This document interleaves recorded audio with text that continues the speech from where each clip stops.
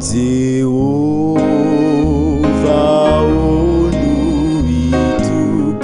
onuitukiaku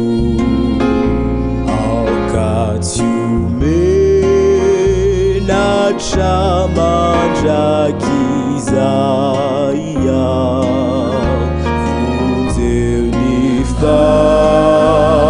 funzeuniftavarina nawaukafa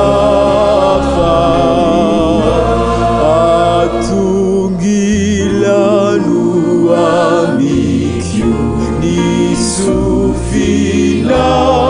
kavuzevuzewa akuvatulampikyu fyaruvana mafyana sibatele fyaruvana muzena fara matukusi bateli muayana haleluya narana ului tujana usi tariana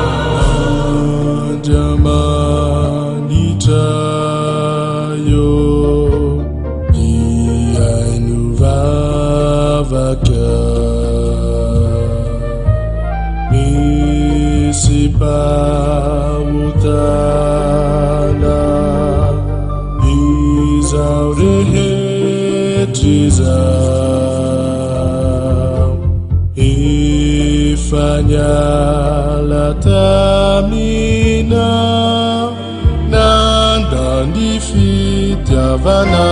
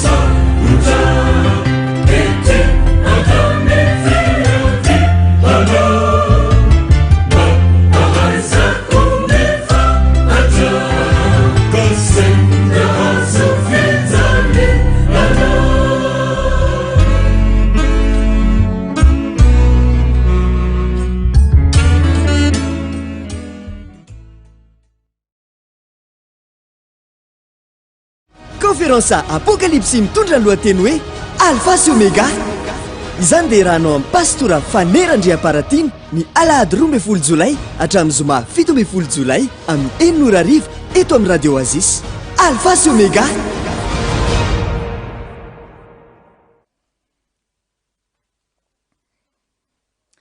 Mirabanao ndray ry havana malala, andro fahatelo isika zay andinetsika ny boky ny Apokalypsy. Andeha anaraka an'ity hira ity sika zay ifampiarabatsika satria fotoana mamy, fotoana saroby tokoa izao fotoana zay andinetsika ny ten'Andriamanitra izao.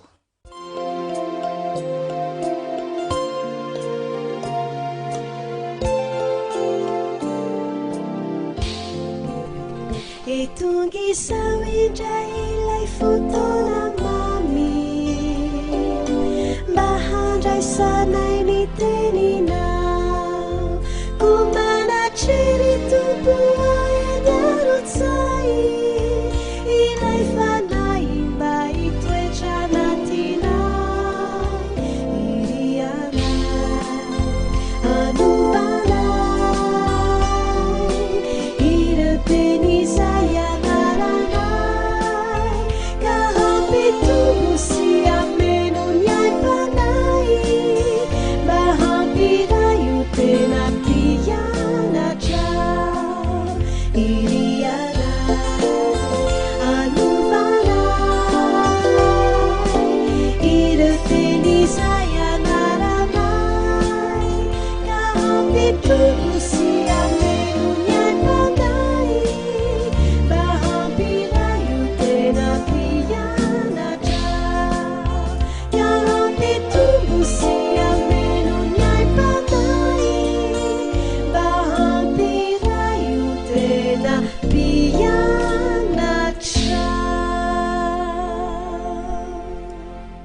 enary andeha ivavatsika anomboatsika ny fandinena ny ten'andriamanitra. Andriamanitra raina izay ny an-danitro, lay andriamanitra mandrakizay, lay andriamanitra tsy to misaotra anao zay ary manome voninahitra anao, satria miendrika izany enao efa hatramy taloha akehitriny ary mandrakizay. Misaotra anao izahay noho ny famondraponao zay mbola ataonao amin'ny anko, azy mbola matozao anay ary indrindra mbola ahafahanay mandray ny teninao. Araka ny tonikira zay noenonay ty tompo, aoka ny teninao ane mba hanova anay tokoa, ary ny teninao dia fiainana, ny teninao dia fahamarinana, dia aoka itoetra betsaka ty anatinay tokoa ane zany teny io zany, ka ahafantarana ny fahamarinana, andehananay araka ny fahamarinana, ary anome fiainana ho anay tsiraray avy. Mamelany elokay amin'ny anaran'i Jesosy, amen. Andro fahatelo isika akehitriny. Mandeha ny fotoana lehibe ny fandinena ten'Andriamanitra zay tanterahantsika, fahamarinana mifototra amin'ny boky ny Apokalypsy, ary nampitondraitsika ny lohateny hoe ALFA sy OMEGA, zay tsy iza fa Jesosy lay ALFA sy OMEGA, lay fiandohana sy fiafarana. Izy no niandohany zao rehetrarehetra zao, izy no namorona zao rehetra, raha tsy izy de tsy misy zao rehetrarehetra zao. Zay no hoe izy no ALFA, ary izy koa no OMEGA, izy no fiafarana, izy no amarana ny tantarana zao rehetra zao, izy lay manomana toerana, lay manomana fanasana, ary isika rehetra dia antsona amin'izany fanasana izany, dia lay fanasana fampakaram-bady ny zanak'ondry. Mahafinaritra ny ten'Andriamanitra zay iarahantsika mandinika nandritra n'izay roa andro izay, andro fahatelo isika akehitriny, andeha hanao famelenana fo isika makasika ny aloha hevitra omaly. Hitatsika araka ny efa miseho eo, lay fampakaram-bady ny zanak'ondry, zay tsina fa io no ivo lay fanaovanjily fitorantsana zay voalaza amin'ny Apokalypsy toko 7:7, dia io no ivo, de tsina fa lay fanasana fampakaram-bady ny zanak'ondry. Voalaza amin'ny Apokalypsy toko 7:7 io, de le hoe sambatra zay atsona ho amin'ny fanasana fampakaram-bady ny zanak'ondry. Ryavana malala, manomana fanasana Jesosy Kristy, lay zanak'ondrin'Andriamanitra, ary izy no mpapakatra, de isika no apakarina, ary izy dia asehon'ny lehilahy ao amin'ny resaka fanambadiana zany, dia ny fiangonana dia aseho amin'ny alalan'ny vehivavy. De hitatsika ao maly fa misy vehivavy anankiroa voalaza ao amin'ny Apokalypsy, reo ny toko 9, lay vehivavy manao akanjo fotsy, mitafy masoandro, ny volana ambany tongony, de voalaza ao amin'ny Apokalypsy toko 12 voalohany sy manaraka. Ary lay vehivavy janga zay mitafy volomparasy, mitafy jaky, mitaingira biby, dia voalaza ao amin'ny Apokalypsy toko 17 ny 10 voalohany sy ny manaraka. Rehefa manana fotoana ianao any atokantrano, dia vakio ny momba n'ireo vehivavy anankiroa reo. Mampiseho ny fiangonana ny vehivavy, dikan'izany dia ireo vehivavy anankiroa ao amin'ny boky ny Apokalypsy ireo dia mampiseho ny fiangonana eto amin'izao tontolo zao. De efa hitatsika ao maro fa tsy misy fiangonana maro be zany, fa reo ihany no voalaza ao amin'ny boky ny Apokalypsy, ireo ihany no misy. Dia lay vehivavy madio, lay vehivavy manao akanjo fotsy, lay vehivavy zay mitafy masoandro, le fahazavana de tsy iza fa Jesosy Kristy ny fahazavana, izy no fahazavana zao tontolo zao, ary Jesosy Kristy no lohan'ny fiangonana, araka voalaza ny ten'Andriamanitra amin'ny Efesianina toko 5:20. Hitatsika omaly zay toko 9 zay, fa Jesosy no lohan'ny fiangonana, dia Jesosy Kristy no lohan'lay fiangonana madio. Ary mazava ho azy fa lay vehivavy janga, de mazava ho azy fa tsy Jesosy no lohany zany vehivavy zany. Ahoana moa ny hoe Jesosy Kristy no lohan'lay vehivavy janga, kanefa izy de araka ny mahavehivavy-tsanga azy zay dia tsy manompo tsy manaraka lehilahy anankiray fa manaraka lehilahy marobe zay natao hoe vehivavy-tsanga dikan'izay io fiangonana io zay aseho le vehivavy-tsanga dia tsy manompo tompo anankiray izy fa sady manompo an'Andriamanitra izy no manompo zavatra hafa no manaraka zavatra hafa sady dia afangaro atambana ao avokoa ny rehetrarehetra zay vehivavy-tsanga azy ravana malala raha tsehatsika omaly amin'ny Apokalypsy toko 2 sy ny toko 7 dia miresaka le hoe fiangonana fito reo zany le fiangonana fito de nazavaitsika omaly fa ara-tantara dia fiangonana zay ny fandimby tamin'ny vanim-potoana samihafa ireo fiangonana ireo fa akoatra amin'ny ara-tantara dia tsara fatatsika fa fiangonana iray ihany ireo fiangonana ireo fiangonana iray ihany izy ireo dia le fiangonana aseho n'ilay vehivavy mitafy masoandro ary mivolana ao ambany tongony fa nandritra ny vanim-potoana samihafa teo amin'ny tantara dia niova ny fiainan'ilay fiangonana sy ny zavatra aseho taminy dia hitatsika am'izao tableau zao ny zavatra aseho raha mijentsika zany ao amin'ny fiangonana voalohany ao amin'ny Efesosy de ny zavatra aseho tao de tsina zany fa le hoe fampianaran'ny Nikolaita ao izy Nikolaita ao amin'ny Apokalypsy toko 2 misy azy dia raha mijenjetsika zany ao amin'ny fiangonana fahatelo Pergamos dia mahita keo tsika fa ny zavatra aseho koa tao amin'ilay fiangonana de nisy an'ilay antsona hoe fampianaran'ny Balama ao izy fampianaran'ny Balama ao amin'ny Apokalypsy toko 2 fa 14 misy an'izany de raha mijery tsika le fiangonana faefatra tamin'ny vanim-potoana zany vanim-potoana faefatra fa tsy hoe fiangonana hafa fa fiangonana tamin'ny vanim-potoana faefatra dia tsina fa Tiatira no anarana nomena an'ilay fiangonana satria ny zavatra aseho taminy dia nisan'le hoe fampianaran'ny Jezebela lay mpaminany vavy manao ny tenany mpaminany vavy dia manao fampianarana hafahafa zay hita ao amin'ny Apokalypsy toko 2 misy an'izany tantara izany de andeha somary hiditra kely fotsiny sika makasika an'ireo zavatra anankitelo ireo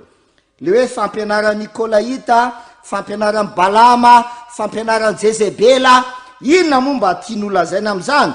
dia maky toko sendina anankiray tsika ndaova ikitsika lay Apokalypsy toko 12 ny 9 fa 14 sy 15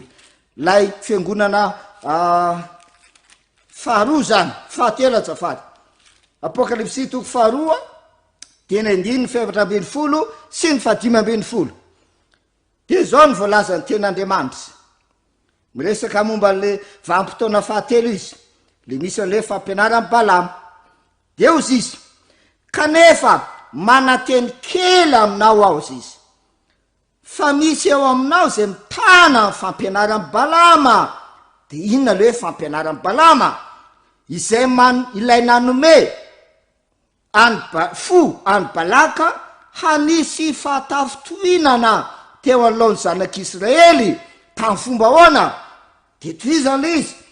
inana henana terina tamin'ny sampy sy de aza diny ty hijangajanga ao amin'ny 15 de ozy izy atoy zany koa misy ao aminao zay mitana ny fampianaran'ny Nikolaita tahaka ny any reny ryavana malala mifandray zany ireo zavatra anankitelo reo fandray le fampianaran'ny Nikolaita sy le fampianaran'ny Balama sy le fampianaran'ny Jezebela dia mifandray zavatra iray ihany tena fototra n'izy anankitelo zavatra iray ihany dia lay antsointsika hoe filibana ara-nofo miresaka fijangajangana izy miresaka hena tena amin'ny sampy izy sy ny sisa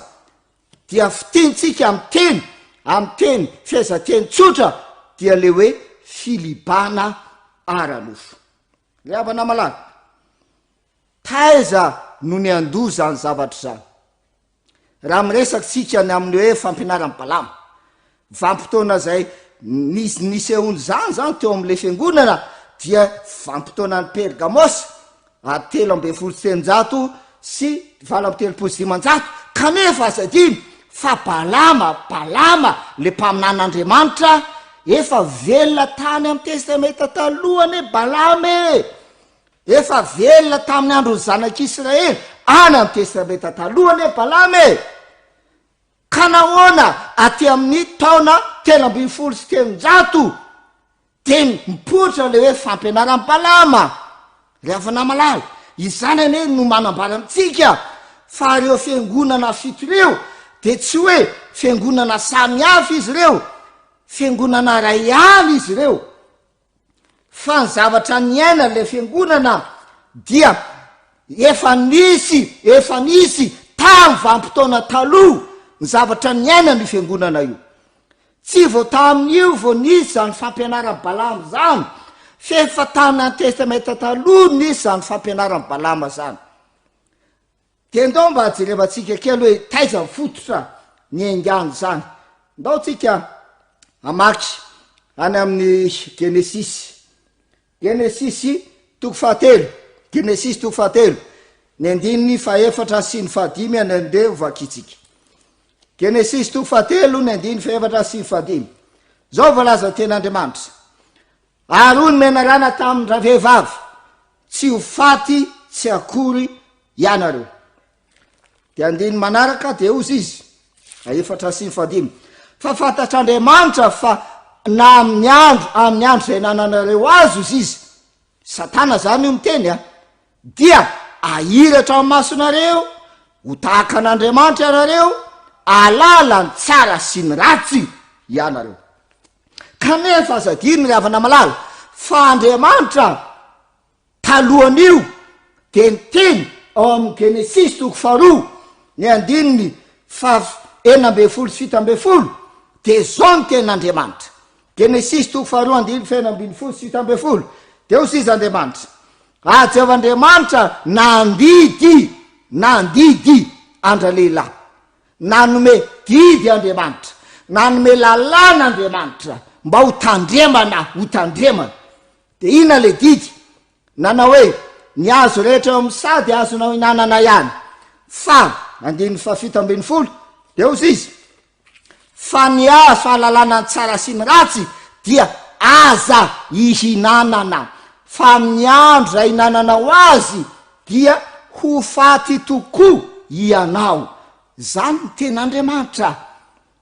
dia inona ny tenin'ny Satana tamin'ny Adama sy Eva dia ozy Satana hoe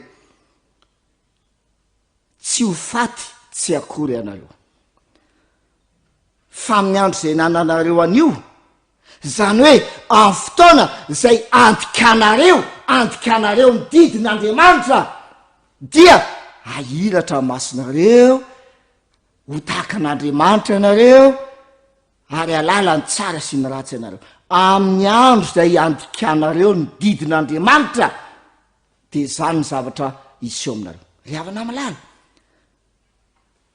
antany ane no ny ainga le hoe fampianaran Nikolaita sy ny fampianaran Balama sy ny fampianaran Jezebely tany fototra ny aingany zany fampianaran zany dia tsina fa ny fanomezana fahafampo ny filanofo ny filibana ara-nofo amin'ny fandikana ny didin'Andriamanitra izany ny atao ny zavatra niseho tany edeny fanomezana fahafampo ny filibana ara-nofo amin'ny fandikana ny didin'Andriamanitra inona ny zavatra misy akehitriny raha metraka fantaniana hoe mbola misy ve izany zavatra zany amin'izao andro ianatsika zao moa ve tamin'izany andro vampotona ny Pergamos vampotona ny Efesosy vampotona ny Tiatira moa tamin'izany andro ve misy zany zavatra zany mbola misy ve zany zavatra zany amin'izao andro ianatsika zao ndaotsika maky ny ten'andriamanitra ao amin'ny Matthieu 7:1-2 da ahoana sisy mivolaza ny ten'andriamanitra Matthieu 7:1-2 de ahoana sisy Jesosy de ao izy tsy izay rehetra manao amiko hoe tompokotompoko no hiditra ny fanjakalanitra fa izay manao ny sitrapony raiko izay any an-danitra. Zay ny teny Jesosy. Tsy izay rehetra manao amiko hoe tompotompoko no hiditra ny fanjakalanitra fa izay manao ny sitrapony raiko izay any an-danitra. Ina voalaza anao amin'ny Jaona 1:2-4 epistily 1 Jaona 2:4 de ahoana izy voalaza ny ten'andriamanitra izay manao hoe fantatro izy mahafantatra an Jesosy zany mino an'Andriamanitra sisa mivavaka ianao de ozy izy ny ten'andriamanitra zay manao hoe fantatro izy nefa tsy mitandrina didiny dia mpandainga ary manina tsy ao anatiny. Ravana malala movety zany ny zavatra misy am'izao andro iainantsika izao dia ny fanomezana fahafampo ny filibana ranofo amin'ny fandokana didin'Andriamanitra fa rehefa mivavaka makana am-piangonana de efa ampy fa ankoatran'izay tsisy olana na ijangajanga tsisy olana na angalatra na amon'olona na sisisa na andika ny sabatan'Andriamanitra andro fafito tsisy olana fa rehefa mivavaka de efa ampy zay ane le atao hoe fampianaran'ny Nikolaita sy ny fampianaran'ny Balame dia ny fanomezana fahafampo ny filibana ranofo amin'ny fandokana didin'Andriamanitra.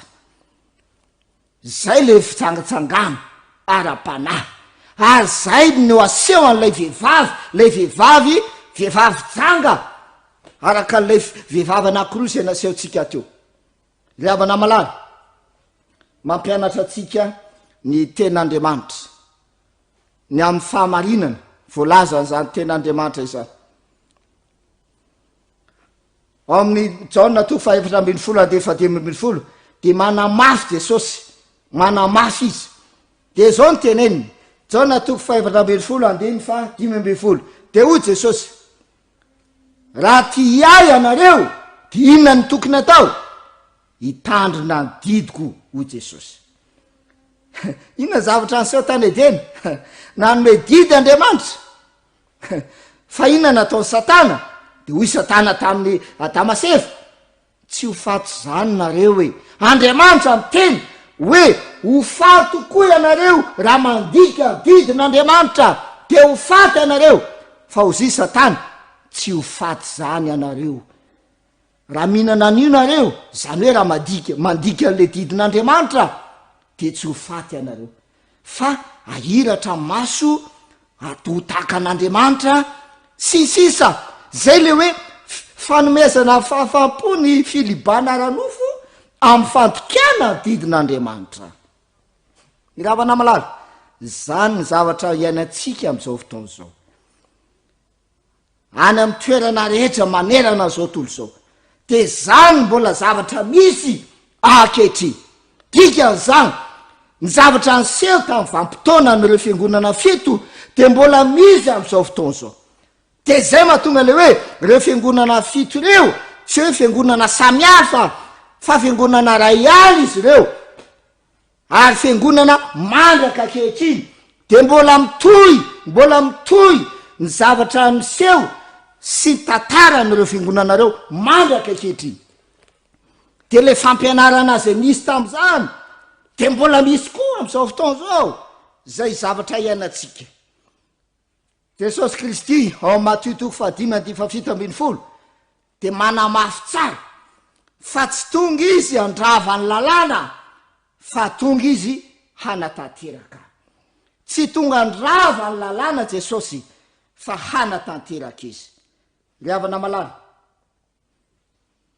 raha ny tena marina dia ady izy io, ary ady ny zanak'ondry sy ny dragona zany izy io, ady ny zanak'ondry sy ny dragona izy io raha ny tena marina. Ary le fampakaram-bady ny zanak'ondry dia tsinona fa mampiseho ny fiavian' Jesosy Kristy. Ady ny zanak'ondry sy ny dragona zay voalaza ny Apokalypsy 12 izy io, manomboka ny 17 sy manaraka, dia hitatsika zavatra miseho am'izao andro iainantsika izao. Ady ny zanak'ondry sy ny dragona, ady ny Jesosy sy Satana, ady ny Jesosy Kristy sy ny devoly. Zay zavatra misy. Dia voalaza ny Apokalypsy dia milaza momba zany ady izany. Dia indraindray tsika varina amin'ny zavatra hafa, varina amin'ny bibidia tsika, varina amin'ny hoe sary bibidia sisa fa raha ny tena marina ady ny zanak'ondry sy ny dragona ny voalaza ny Apokalypsy. Io zany ny tena ivo ao amin'ny bokin'ny Apokalypsy. Manomboka amin'ny Apokalypsy 12 no mitantara momba azany. Ary zay mahatonga an Jesosy miantso anao izy mba ho ao am'le fampakaram-bady ny zanak'ondry. De miady satria misy an'ilay fahavalo anankiray zay miezaka ny anohitra ihany koa. Ary ny Apokalypsy de milaza resaka anio ady io amin'ny Tsipriana. De indraindray zavatra hafa no tsy atsika hoe ady lehibe fahatelo, ady ny Aramagedona hoe sisa riavana malala. Tsotra ihany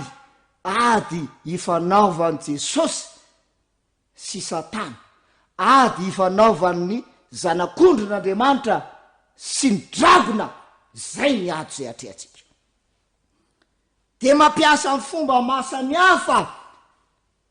ilay fahavalo de sisa fa Satana. Tany edera izy de nampiasa ny menarano zay namitana. De azagaga ianao raha amin'ny Apokalypsy de mampiasa fomba hafa ndray izy mba hamitana, de tsina fa ny bibidia, sary ny bibidia sy ny sisa. Fomba ampiasaina reny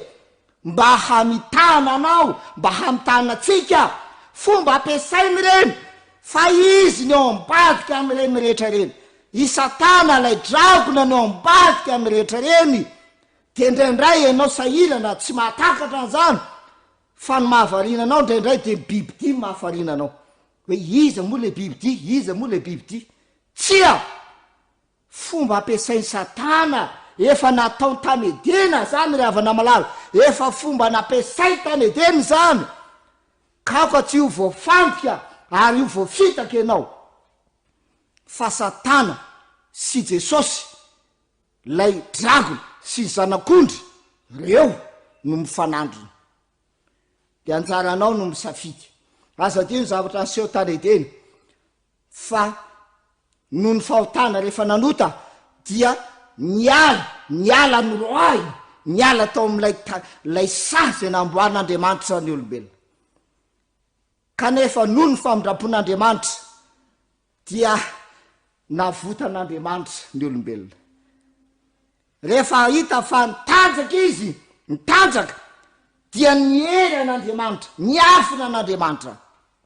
Dia Andriamanitra mihitsy riavana malala no nanome akanjo azy. Andriamanitra mihitsy no nanao akanjo ho an'ny Adama sy ny vadiny. Ary Andriamanitra mihitsy nampiakanjo any Adama sy ny vadiny. Riavana malala, raha ho avy lay fanasana ny fampakaram-bady ny zanak'ondry, fanontaniana efa napetrako ty, de ho averiko indray. Raha ho avy le fanasana ny fampakaram-bady ny zanak'ondry, fitafiana manao ahoana no anaovanao. Fitafiana manao ahoana no anaovanao. Fa ao amin'ny ten'Andriamanitra, ao amin'ny Romana 7:10, ny 9:7, de milaza zao ny voalaza ny ten'Andriamanitra. Romanina toko fahatelo ambe folo andiny faefatra ambiny folo de zao voalaza ny ten'Andriamanitra ary hitafio Jesosy Kristy zay ny voalaza hitafio Jesosy Kristy Romanina toko fahatelo ambiny folo andiny faefatra ambiny folo azo jerevantsika misary zany hitafio izy Jesosy Kristy aike zany lay fitafiana zay natafian'Andriamanitra any Adamaseva tany amin'ny Saedena de tsy iza fa Jesosy kay naseho an'le fitafiana zay tsy iza fa le zanak'ondrin'Andriamanitra zay maty noho ny fahotany zao tolo zao araka ny voalazan'io ten'Andriamanitra io fa fony mbola mpanota isika dia maty amonjantsika Kristy dia isika inko ankehitriny rehefa hiditra any am'le fanasana fampakaram-bady ny zanak'ondry dia mila mitafy an'izay fitafiana zay de tsy iza fa Jesosy Kristy lay fitafiana Jesosy Kristy de zay mahatonga le ten'Andriamanitra lay sambatra zay nijerevantsika de milaza izy hoe sambatra izay miambina ka miaro ny fitafiana ndrao mandeha mitanjaka izy ry havana malala te andray anao Jesosy te hiaraka aminao Jesosy te hiantso anao izy mba ho anisan'ny antokony anao ho anisan'ny antokony anao te andray anao izy te hiresaka ifampiresaka aminao izy ary te ho eo akaikinao mandrakariva izy aza miala tahaka ny Adamaseva mieran'Andriamanitra aza mieran'Andriamanitra ianao fa Jesosy efa maty noho ny fahotanao manatona an Jesosy Kristy manatona an Jesosy Kristy ary raiso le fitafiana de tsy iza fa Jesosy Kristy izany fitafiana izany am'ty takariva ty dia tiako ny ivavaka manokana ho atsika rehetra satria fantatrao zany zao no tena votoantony bokyny Apokalypsy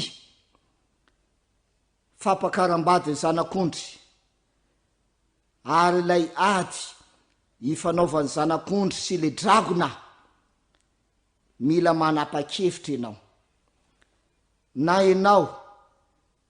ho anisan'ny antokony Jesosy Kristy le zanak'ondrin'Andriamanitra na ianao ho anisan'ny antokony lay dragona dia lay devoly sy Satana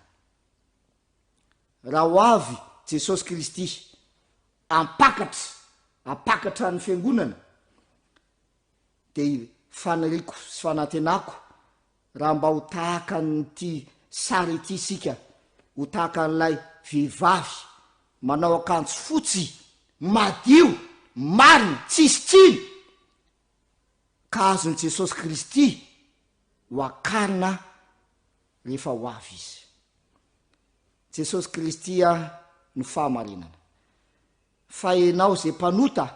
izao zay maloto no ny fahotana azony Jesosy atao ny manafy ny fahamarinany amitsika zay le hoe hitafio Jesosy Kristy hitafio Jesosy Kristy maneke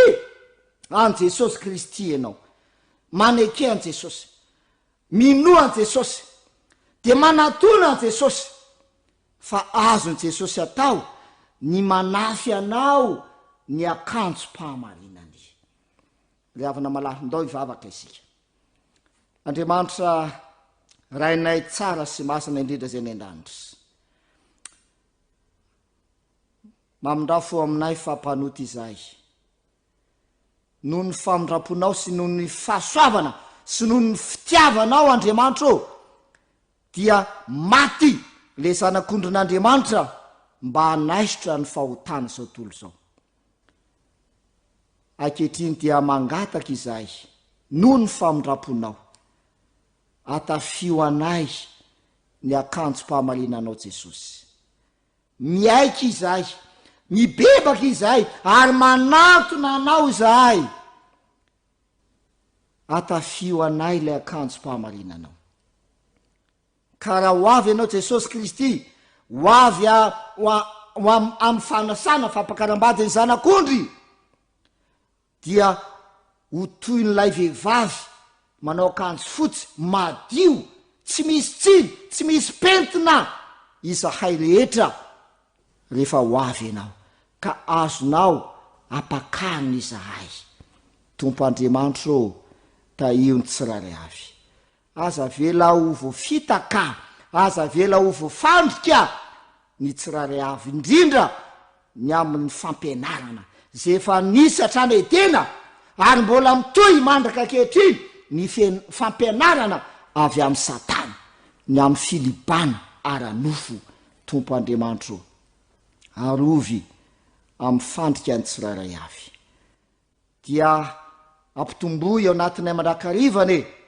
ny fitiavana mandinika ny teninao, aminaran'i Jesosy, amen. Isaorantsika Andriamanitra nahafahantsika nandray ny afatra avy amin'ny teniny tamin'ity anio ty. Isaorantsika Andriamanitra nitay anao anko ka nanomenao tombonandro, mbola nahafahanao nandray anko zany tenin'Andriamanitra zany. Isaorantsika anko Andriamanitra noho ny afatra zay nomenantsika tsirairay avy tamin'ity anio ty. Andriamanitra ne hampitombo ny fahasoavany sy ny fitahiny ho amintsika tsirairay avy. Ho avy indray andeha efanao velomintsika amin'ny alalan'ity hirany feo faminaniana ity. Mandra-peona manasanao ho amin'ny ampitso indray.